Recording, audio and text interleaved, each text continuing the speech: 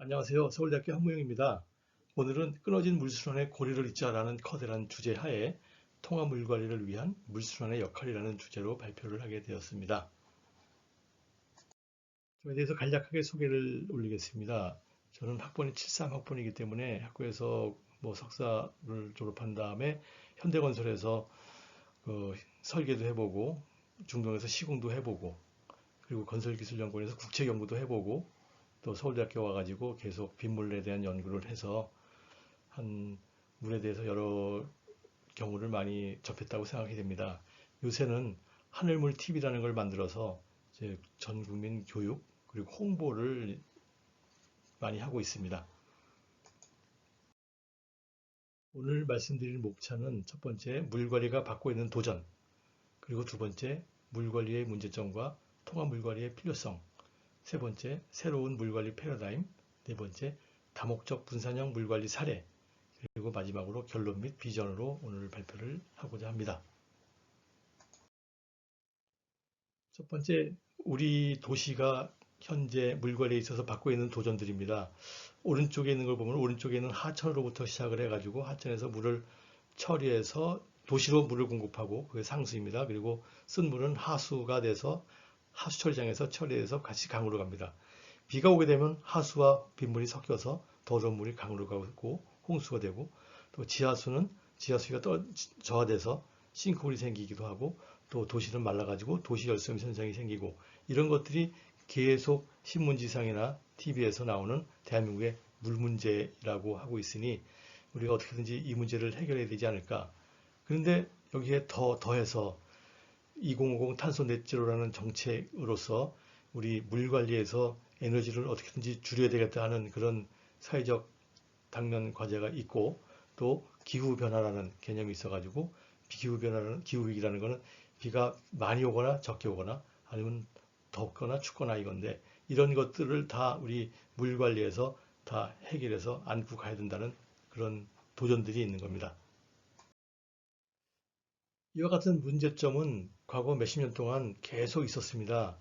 그리고 그걸 해결하기 위해서 많은 비용과 노력을 들였지만 그럼에도 불구하고 그것이 해결이 보이지 않는다는 것은 문제점의 진단과 그리고 그에 대한 대책 자체가 문제가 있는 것이 아닌가. 그래서 새롭게 문제를 다시 보고 그걸 풀어나갈 수 있는 방법을 찾아나가는 것이 필요하다고 생각이 됩니다. 그 방법 중에 하나가 바로 통합물관리가 되겠습니다.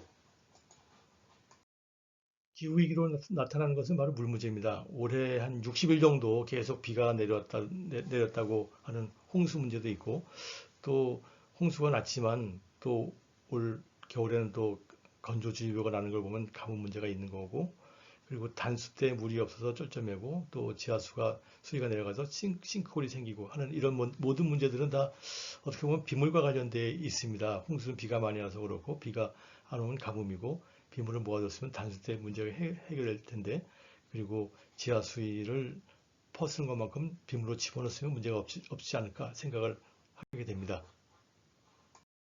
기후위기로 나타나는 또 다른 문제는 불 문제입니다. 폭염 그리고 산불입니다. 여름에 더워서 사람이 죽기도 하고 또 호주나 미국에서는 산불이 난다고 하는데 이것들도 다 빗물과 관련되어 있습니다. 비가 올 때 모아뒀다가 도로에 뿌려준다든지 하게 되면 그 폭염을 줄일 수가 있고 산불도 군데군데 산에 있는 물 구덩이에 빗물을 받아 두면은 산불이 번지는 것을 방지할 수가 있습니다. 근데 우리 빗물을 어떻게 하고 있나요? 빗물을 버려야 되느냐, 모아야 되느냐 했을 때 모든 사람들은 생각은 모을 거라고 하지만 대부분의 사람들은 다 버리고 있습니다. 여기에서 근본적인 원인의 파악과 처방 자체가 틀린 것이 아닌가 이렇게 생각합니다. 현재까지 물 관리는 따로따로씩 물 관리였습니다. 마치 눈이 불편하신 분이 코끼리를 보고 코끼리를 판단하듯이 하천을 하는 사람, 하수하는 사람, 지하수하는 사람, 상수하는 사람, 또 홍수와 가뭄을 따로따로 모아두고 있는 따로따로씩 물 관리하는데 그것이 좀 잘못됐다 그래가지고 그러면 국토부에서 하고 있는 그러한 물 관리를 일원화를 하자라는 것이 최근에 좋은 사례였습니다. 그래서 하천의 수량 수지를 일원화하고 또 하천 관리까지 일원화하는 법이 새로 만들어졌습니다. 하지만 환경부 자체 내에서도 부서 간의 그 따로따로씩 물 관리가 아직까지 여전한 것 같습니다.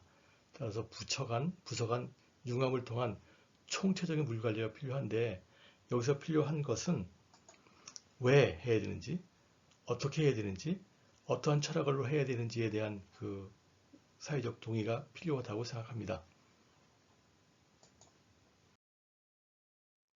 우선 물순환 과정의 전 주기를 보라고 우리 물관리기본법에는 나와 있습니다.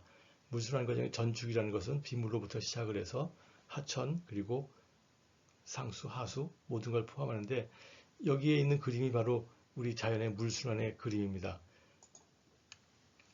우선 하천에서 물을 퍼서 상수를 공급해서 도시로 가게 되면 그게 쓴 다음에 하수가 돼서 다시 하천으로 나옵니다. 이것을 인공계 물순환이라고 볼 수가 있고 우리 지금 생각하고 있는 모든 물 문제는 거의 다 인공계 물순환이라고 생각합니다. 하지만 여기에 빠진 게 있습니다. 바로 자연계 물순환이고 그것은 빗물로부터 시작을 해서 또 토양수나 식생수 그리고 지하수 이런 자연계와 인공계의 물순환의 모든 고리를 같이 생각하자. 서로의 인터랙션을 생각해서 관리한다면 지금과는 전혀 다른 새로운 아이디어가 나올 거라고 생각합니다. 다음 챕터는 새로운 패러다임의 물관리입니다. 여기에 뭐 물관리의 철학을 말씀드리고 그리고 치산을 먼저 할 건가 치수를 먼저 할 것인가 그리고 국토의 모든 물자산을 관리하자 물과 에너지를 같이 보자라는 개념의 기후 회복을 위한 새로운 물 패러다임이라는 책을 제가 번역을 한 게 있어서 이걸 많이 참조를 했습니다. 첫 번째의 철학은 저는 우리나라에는 이 동자, 마을을 나타내는 동자에 우리의 모든 물관리 철학이 있다고 자랑스럽게 얘기할 수 있다고 생각합니다. 첫 번째 이 동자는 물 숫자와 같을 동자의 합인데 여기에 있는 뜻은 마을과 도시를 이룰 때 가장 먼저 생각할 것이 바로 물이다라는 그런 것이죠. 그 두 번째는 마을이나 도시 주민들은 같은 물을 이용한다는 공동체 의식을 나타내는 것이고 세 번째는 물의 상태는 개발 전과 후를 동일하게 해야 된다. 개발할 때 영향을 전혀 없이 하자는 그런 뜻이 들어가 있다고 볼 수가 있고요. 네 번째는 어떤 도시에서는 하천도 없고 커다란 호수도 없을 때 거기 유일하게 공급되는 물은 그 지역에 1년에 1300ml, 1.3m의 수영장을 만들 수 있을 정도로 내려오는 그 많은 양의 빗물, 그것을 잘 관리하면 된다. 라는 뜻이 이 동자의 의미가 있다고 생각합니다. 그러한 사례가 바로 경복궁에 있는 커다란 연못 두 개입니다. 경회루지와 향원정지가 있는데 이것은 요새 말하는 다목적 분산형 빗물 관리입니다. 예를 들어서 북악산 기슭에 건물들을 많이 짓게 되면 유출개수가 증가하기 때문에 하류에 있는 청계천에 홍수가 난다. 그것을 방지하기 위해서 빗물 저류조를 만들자. 또 지붕을 덮게 되면 땅속에 들어가야 되는 물을 집어넣지 못하게 하니 그거를 해결하기 위해서 지하수 충전용으로 이런 빗물 저류조를 만들자. 화재가 났을 때 물이 필요하니 이걸 화재 용수로 쓰자. 등등 다목적으로 군데군데 이런 빗물 시설을 만들어 놓은 곳입니다. 이것이 바로 동자 철학의 실현이고 우리 선조들은 뭐 대갓집, 서원 아니면 사찰에는 다 이런 연못이 있는 것을 보면 이것이 바로 동자 철학의 실현이고 선조들의 사회적 책임, 노블리스 오비르지를 몸소 실천한 것이 아닌가 생각을 하고 이렇게 만들었을 때 하류 사람도 행복하고 자연도 행복하고 후손도 행복한 모두 행복한 홍익인간형 물관리가 실현이 됐고 여기 동자 철학에 있다고 봅니다. 제가 물관리 한 45년 했는데요. 물관리를 오랫동안 한 사람으로서 물관리는 이렇게 해야 된다라고 아주 간단하게 설명을 해볼 수 있겠습니다. 제 손바닥을 이용을 했고요. 손바닥에는 그 선이 있습니다. 이건 손바닥과 선이라고 볼 수도 있지만 서울시와 청계천이나 한강으로도 볼 수가 있습니다. 지금까지 손바닥 전면에 떨어진 빗물, 다시 말하면 도시 전체에 떨어진 빗물을 어떻게 하고 있냐면은 다 하수도나 하천에서 관리하라고 다 거기다 집어넣습니다. 그래서 이걸 저는 1차원적인 관리, 선적인 관리라고 합니다. 이걸 도시 전체로 보게 되면은 도시가 있고 강이 있는데 도시에는 모든 건물, 모든 사람들은 하수도나 하천이 물 관리를 하게 돼 있기 때문에 다 걸로 버립니다. 버리다가 뭐 기후변화 때문에 물이 더 내려가게 되면 홍수가 되고 그래서 이걸 뭐 넓힌다고 해도 또 더 큰 비가 오게 되면 또 침수가 되고 이러니 이와 같은 방법은 안전하지도 않고 지속 가능하지도 않습니다. 예를 들어서 산중턱에 있는 어떤 집은 여기 있는 사람들의 생각은 빗물은 다 빨리 버려라. 하루 사람이 홍수가 나건 말건 나는 상관없고 나만 좋으면 좋다 하는 개념으로 만든 것이 아닌가. 그 결과는 옆에 있는 사진에서 보는 바와 같이 우리나라도 그렇고 전 세계적으로 이런 홍수 문제가 나타나고 있습니다. 여기에 대한 철학은 나만을 위한 철학.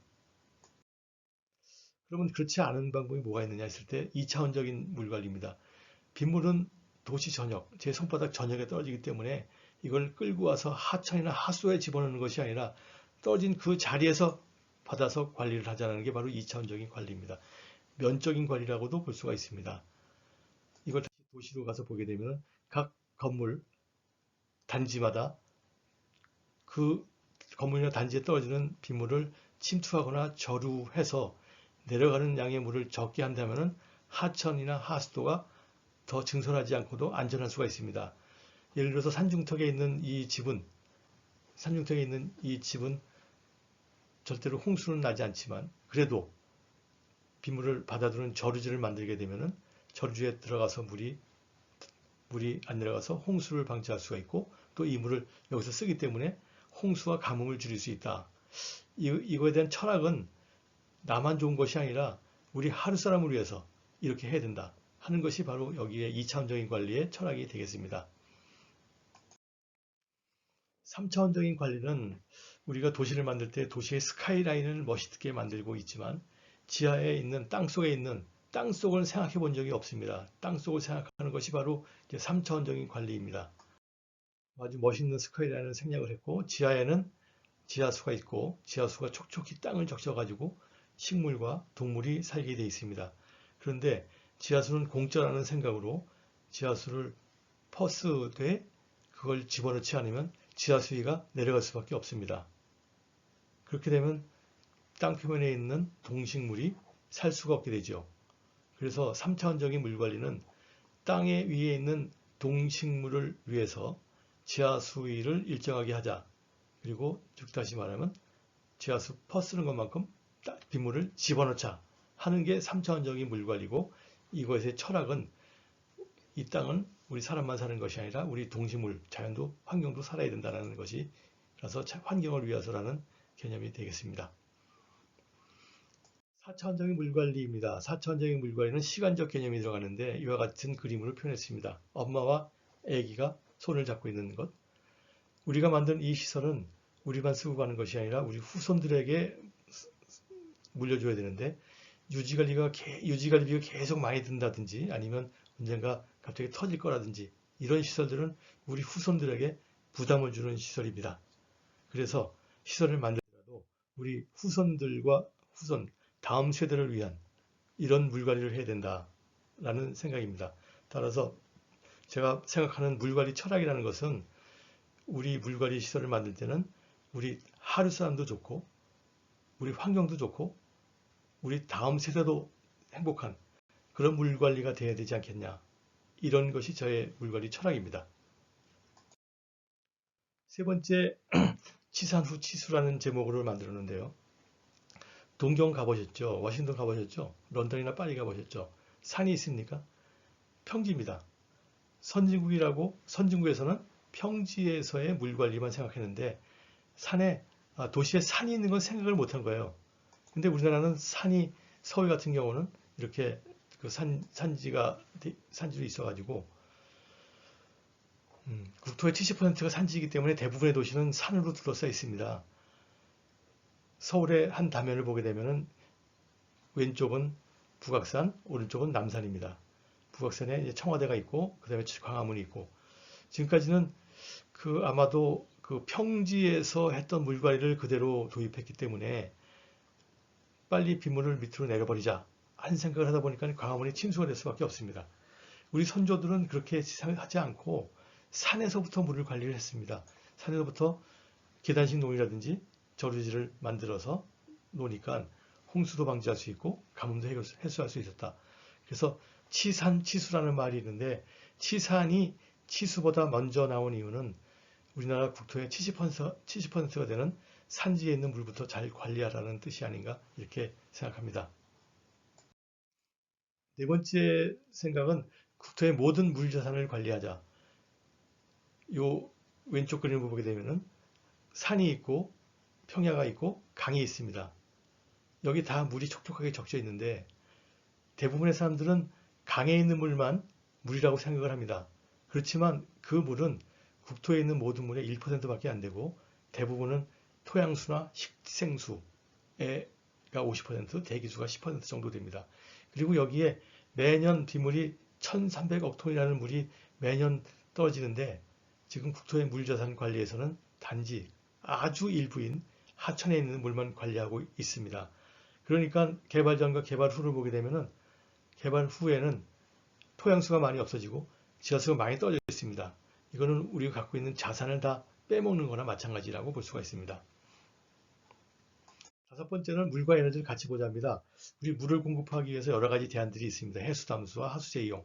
그런데 이제는 탄소를 중요시하니까 각각의 물 공급 방법에서 물 1톤 갖고 올 때 에너지가 얼마큼 필요한가 계산해 보니까 광역상수소는 1톤당 0.24kWh, 해수담수화는 4에서 8kWh, 하수 제2용은 1.2kWh, 비물은 0.00012kWh이니 비물을 이용하는 것이 가장 에너지를 절약할 수 있으니 비물을 쓰는 것이 탄소 중립의 가장 효자 상품이 아닌가 생각합니다. 또한 폭염에 대비한다고 했는데 도시 열섬을 해결하기 위해서는 도시에 더울 때 물을 쫙 뿌리자면 시원한 것처럼 또 나무숲에서는 시원한 것처럼 열섬의 해결을 비물과 식물의 답이 있다고 볼 수 있습니다. 우리 콘크리트 옥상과 서울대 35동 그 오목형 옥상을 온도를 비교하게 되면 최대 온도차가 25도, 30도까지 나서 우리 옥상은 굉장히 시원합니다. 서울시에 있는 모든 건물의 옥상에 이렇게 바꾼다고 그러고 모든 도로를 이와 같이 물과 식물이 있는 도로로 만든다면 서울시의 그 열섬 현상은 금방 해결될 수 있을 거라고 생각합니다. 따라서 물과 에너지를 같이 생각해야 되는 이런 것이 새로운 패러다임입니다. 네 번째는 다목적 분산형이 정답인데 그렇게 했던 사례가 있느냐? 좋은 사례가 많이 있습니다. 그런 사례를 제가 비물을 하늘물을 모아봐요. 이렇게라는 책에 일본의 사례와 대한민국의 사례를 집어넣고 그리고 그걸 설계하는 방법을 잘 모릅니다. 그래서 제가 영어 책을 썼습니다. 다목적 분산형 빗물 관리 시설의 시설 설계 방법의 이론과 실제 사례를 적어놨습니다. 그리고 빗물과 물순환이라는 사진이 많이 있는 이런 사례를 많이 소개를 시켰습니다. 그 중에서 가장 중요한 것은 대한민국에 아주 세계 최고의 빗물 이용 시설이 있습니다. 너무나 유명해서 워터21 IWA의 잡지에 카바 스토리로 실려질 정도가 됐고 전 세계 사람들이 찾아오고 전 세계 교과서에 이게 실렸습니다. 작년에는 우리 환경부 국장님, 당시 국장님 그리고 국회 부의장님 모시고 스타시티를 견학을 시켜드렸습니다. 2007년부터 입주를 시작했는데 지금 13년이 지난 지금까지도 유지관리비가 각 세대당 한 달에 300원 정도밖에 안 나오고 있습니다.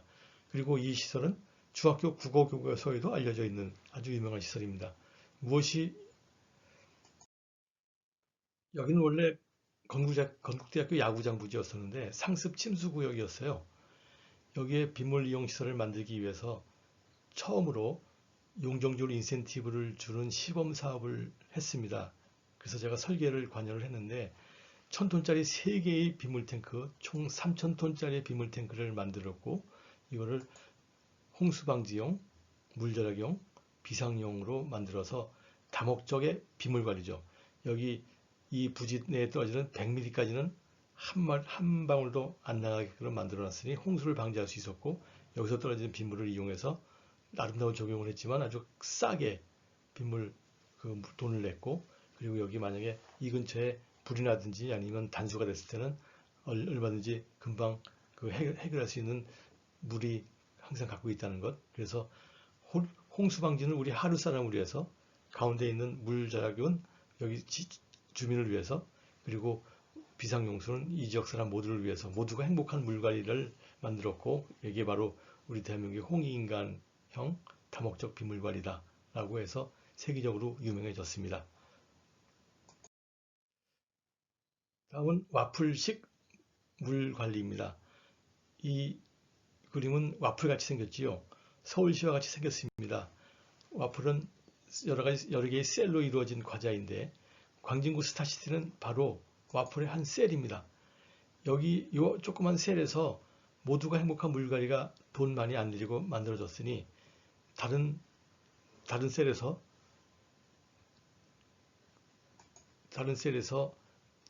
개발을 하든지 재개발을 하든지 할 때 똑같은 방법을 쓰게 되면 서울시 전체의 물관리가 모두가 행복한 물관리가 될 것이라고 생각합니다. 그래서 지금 레인시티라는 게 확산이 되는데, 레인시티라는 건 뭐냐면은 각 도시에서, 시군에서 빗물의 중요성을 알고 빗물을 버리는 대신에 모이도록 조례를 만든 도시, 이런 것을 레인시티라고 하는데, 가장 먼저 할 것은 레인시 스쿨이나 레인 빌리지 등을 먼저 해야 되겠죠. 그래서 현재 대한민국은 레인시티라는 게 굉장히 앞서고 있고, 이걸 전 세계에 알려줄 수 있는 그런 위치에 있다고 생각합니다. 또 제가 있는 서울대학교의 35동 건설환경공학부 옥상에는 텃밭을 만들어 가지고, 여기서 6월 달에는 감자 캐고 주민들과 함께 감자 파티를 하고, 또 가을에는 배추를 심어서 같이 외국인 유학생 지역 주민들과 함께 김장도 하고 이러던 것이 있습니다. 올해는 코로나 때문에 못했지만요. 그래서 이런 옥상 텃밭을 만들었는데, 이거의 특징은 여기서 홍수를 방지할 수가 있고, 에너지를 절약할 수 있고, 식량을 생산하고, 그리고 커뮤니티가 활성화해진, 잃어버렸던 공동체를 다시 부활했다는 WEFC의 개념으로 얘기를 했더니 미국에서 상을 많이 받았습니다. 에너지 글로벌 어워드, 월드 워터 포럼, 그리고 다수의 국제학회에서 저를 초청해서 강연해달라고 하는 유명한 사례인데, 별로 비싸지도 않고 유지관리비도 전혀 들지 않는 아주 이런 좋은 사례를 만들었습니다.